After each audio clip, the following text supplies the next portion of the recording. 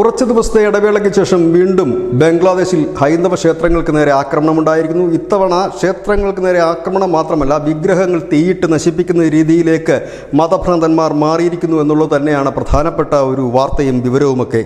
നമഹത്ത മന്ദിർ ആണ് ഇത്തവണ തകർക്കപ്പെട്ടത്. ഇവിടുത്തെ വിഗ്രഹങ്ങളും ക്ഷേത്രവുമെല്ലാം പെട്രോൾ ഒഴിച്ച് മതമൗലികവാദികൾ കത്തിക്കുകയായിരുന്നു എന്ന് ഇസ്കോണിൻ്റെ കൊൽക്കത്ത മേധാവി BP രാധാ രാംദാസ് എക്സിലൂടെ അറിയിക്കുന്നു.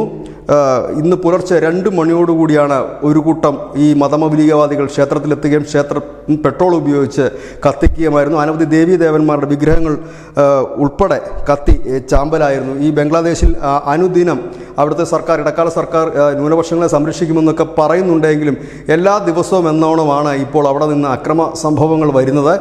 ക്ഷേത്രങ്ങൾ കത്തിക്കുക, അതുപോലെ തന്നെ ഹിന്ദു സന്യാസിമാരെ ജയിലിലടയ്ക്കുക, കൊലപ്പെടുത്തുക തുടങ്ങിയ രീതിയിലുള്ള പ്രാകൃതമായ രീതിയിലുള്ള ഒരു രാജ്യമായി ബംഗ്ലാദേശ് മാറുന്നു. ഇങ്ങനെ ടെൻഷൻ നിറഞ്ഞൊരു സാഹചര്യത്തിലേക്കാണ് 9-ാം തീയതി ഡിസംബർ 9-ന് നമ്മളുടെ വിദേശകാര്യ സെക്രട്ടറി ബംഗ്ലാദേശിലെത്തുന്നത്. News desk news India Malayalam.